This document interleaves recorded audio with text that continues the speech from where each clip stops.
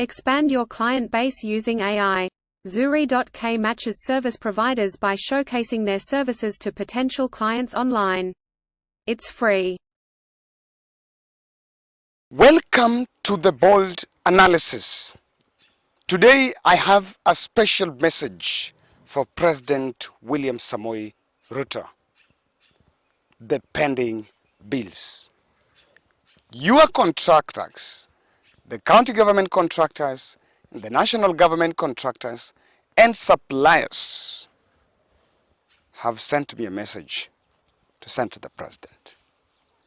And that message is a message that I believe is going to help the president to solve what has become the most difficult and challenging issue now 35 days after coming into office, lowering the cost of living. It has proven, and political leaders and the analysts, economic analysts, have proven that it will take the President William Ruto and Rigathi Gachagua a magic to lower the cost of living in a record days.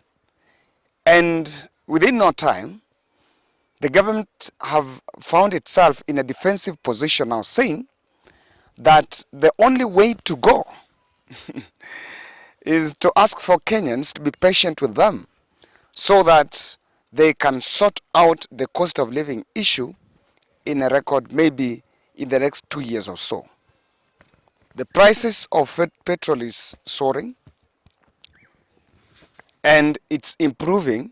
The price is improving and the common man is really feeling the pinch.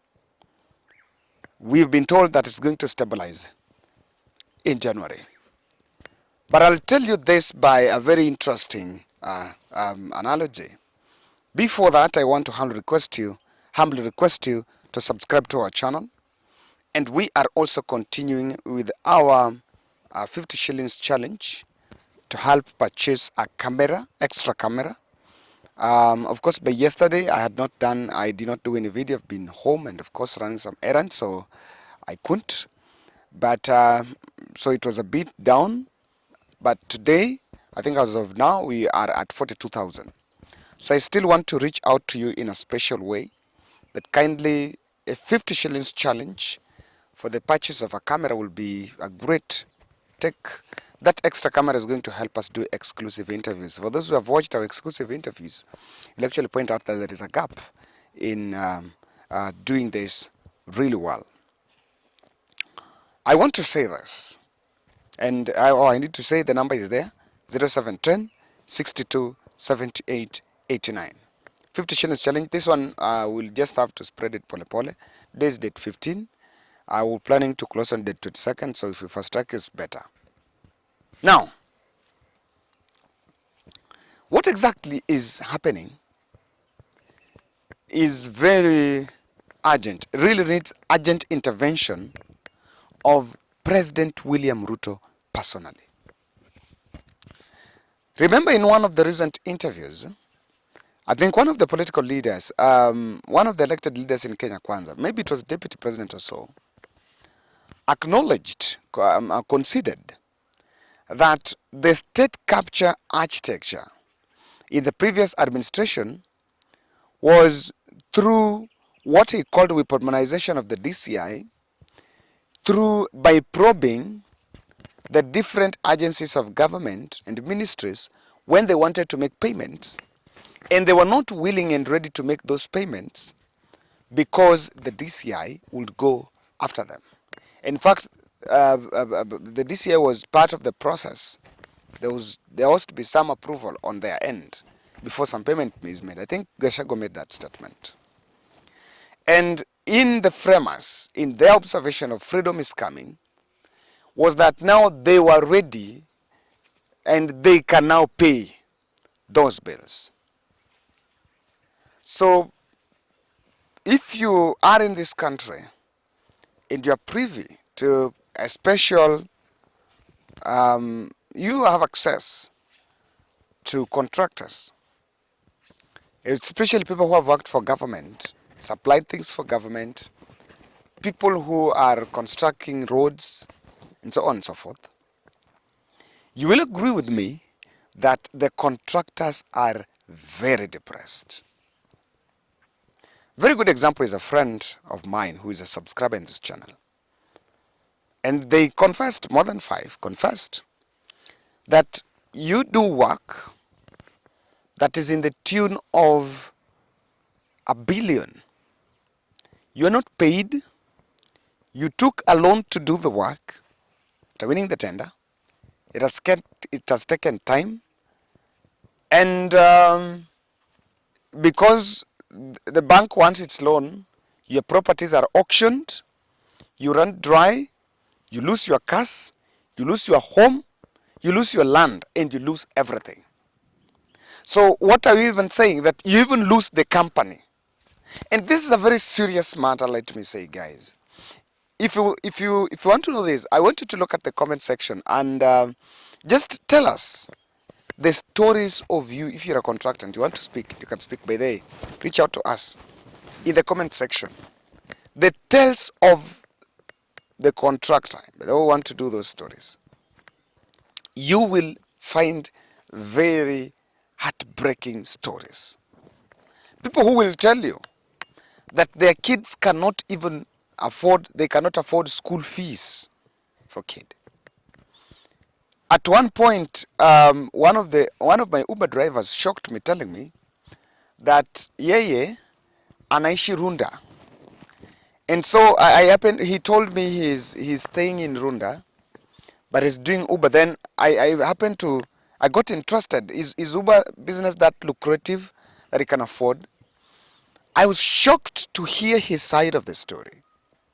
That yeye, he worked, and I don't want to mention the governor, he worked for another governor with this country, and he supplied things. He actually did a lot of projects, easy construction ya barabara kidogo kidogo, these ones that are within the county, and the county was owing him 1 billion. So because ajalipwa, he doesn't have any means, but alishua ashanunua gari yake, the car that he had, ali resort nayo kwenda Uber, but already has a home. So kampuni yake imeenda because it's no longer active because of the pending bills. And the stories about the pending bills, the stories about empires that have been brought down because of lack of government to pay, or delaying, or others even fail to pay. They're big projects that you can see that were done, and those projects stalled, or they never came to the logical conclusion because of pending bills. So that's why I want to reach out. I want to speak to that on behalf of that special group, because those people are going to save this economy. And I want to explain for you how and why. But before that, look at how the state capture is. Now, what is emerging is that there are places and there are government ministries which are willing to pay, and now it's paying on convenience. The priority for payment, I'm not saying anyone has been paid. The priority where someone tells you, una realize ile inalipwa, and it's being paid not because of any other reason, but because someone in power is connected to it and can easily influence kwamba hile ilipwe. This applies to the county contractors, those to the projects. So the projects where powerful individuals would actually benefit because of that state capture, they seems to have captured that process, and the president himself, William Ruto, should swing into action urgently and intervene. Because that is what is going to save this economy. When the contractors are paid, this economy is going to boom. And we'll look at this, because I have seen, I've concentrated to focus on the international debts surfacing. Remember when the story about China auctioning one of, I don't know, XGR because of their loan? There's some smoke to that story. And that story was carried on, that story was simply carried, I can tell you. The newspapers or the websites that carried that story did not carry that story for government to respond, for them to understand the position. That story was carried to bring into focus the issue of the international debts. I can tell you. If you speak to an editor in the newsroom and you ask an editor, why would a news room run with a story about trillion, about a Kenyan infrastructure being auctioned by China? Whether it was true or false, why would it be? An editor will tell you that such stories bring the conversation into context. And people now discuss it. You're like, okay, so how about the issue? So it brought our focus on the issue of the international debts. But back home, the money we are paying out is only keeping our friends closer and urging them to, and giving us further an opportunity to borrow further. But we have our friends within. They are friends of government. They are friends of this country that will help this country, the economy, to boom. And this does not require magic. President William Ruto, you'll be told this. Because lowering the price of food is not an overnight thing. In fact, economists, one of the economists I interviewed, that is Muhoro, from Mount Kenya University, was telling me, it will be impractical to say that economy is growing, but the prices of things will go down. It's not about the prices of products going down. And that was the misconception at the campaign trail, that will lower the cost of living. Lowering the cost of living is two sides to it. One is lowering the prices of foods by what has been planned as or subsidizing the cost of production. That's one end. But it is not, even that subsidizing production is not going to be much sustainable and effective for a longer period, because actually the truth of the matter is this: the population is growing and the estimation of population is high, number one. So the consumption is a bit increasing. And number two, there are other factors that come into production that may be beyond the subsidy programs. The subsidy programs are at the lower part. A good example is what is happening in Ukraine and the COVID strain. There are international forces that all comes into play, because Kenya is a highly importing country. Kenya is importing sugar. We're importing rice. We're importing fuel. We're importing quite our imports. I think our percentage does not balance with our exports. What we import and what we import does not balance. We import more than what we export. So mostly what we import here is tourism. But I can tell you that was one end on the cost of production. What can also help William Ruto handle in the economy by lowering the cost of living is just making sure that people have money in their pockets. Now, when you pay these pending bills, when you pay the suppliers and you don't pay them on political connection, so that Siaya would benefit, a contractor who comes and was working in Siaya and there's another contract in Siaya will benefit, another one in Bondo will have it, another one in Nyeri, another one in Ukambani, another in Northeastern will benefit. Money is going into circulation. You are going to inject money into circulation because the contractor, that is his business. Ukimlipa hiyo bilioni moja, akijenga barabara X, akona tenda hiyo barabara ingine atachukua na akuna audacity akona kujenga, and people are going to be employed there. People are going to be employed. Casual. Today I spent better part of my afternoon with a very big contractor here in Siaya. And he was telling me about when the importance of serving the pending bills.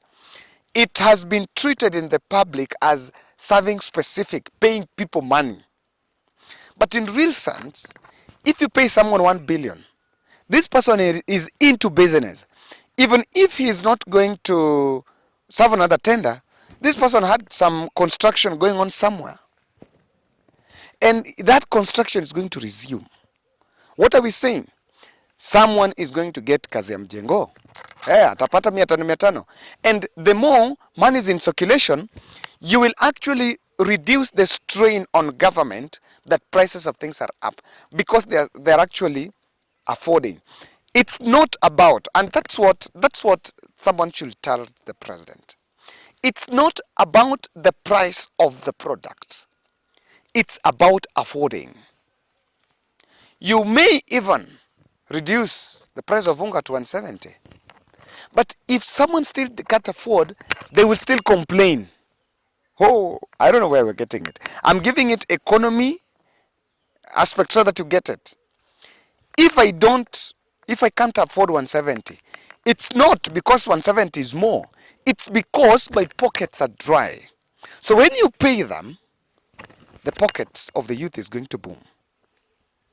And when you pay pending bills, the other advantage that you see is the projects are going to be activated and government gets visibility.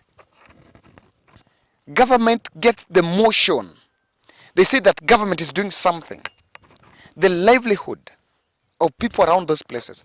For example, ukilipa zile barabara zimeanza kujengwa, something is happening.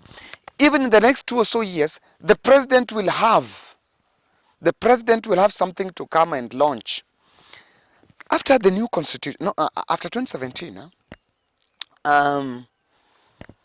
the current deputy president was roaming where the Tangatanga coming from, launching project one after the other.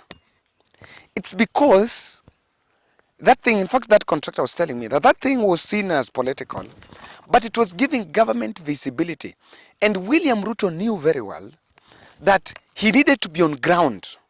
Kwamba amevaa helmet, kampuni pale nini, amevaa helmet, nyumba pale nini, amevaa helmet, barabara pale nini. And it was giving the deputy president in visibility and popularity on ground.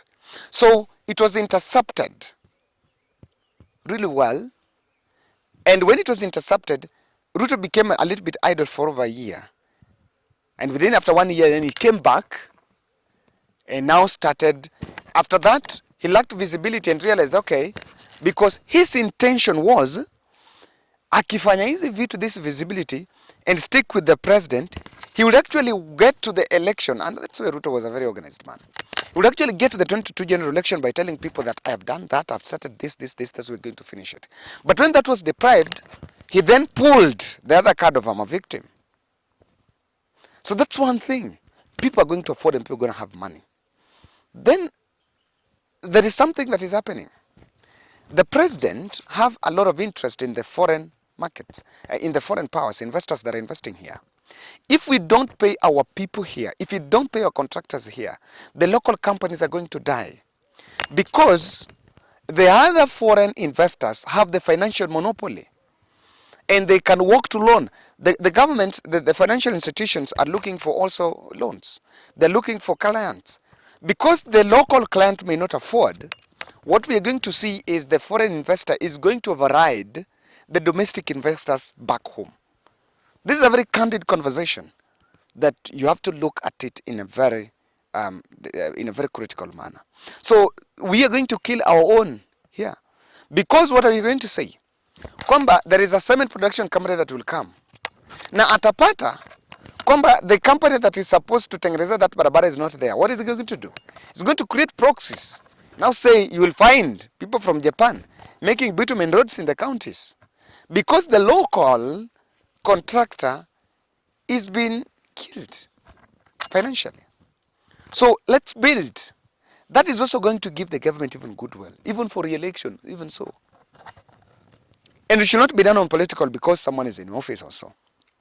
Lastly, the president must leverage on public-private partnership, PPP, for people who understand PPP. And that's what helped the president do a lot of things. President Uhuru Kenyatta, former President Uhuru Kenyatta used to PPP and the military, capacity building at the military. So when you are not paying, because contractors are private, if you're not paying contractors, it's creating it's creating disharmony with the private wing, and you may not really work well with that team. So that's why I also believe that this issue about pending bills, our contractors are crying. Our contractors are in tears. They are broke. And by the way, venye nimewatetea contractors, mtu akilipo bwana. Hey, atume kitu ama. That's the end of it, and thank you. Kindly support my camera. Support just a 50 shillings challenge, and the number is up there. So you can also tell us what exactly you think about this issue.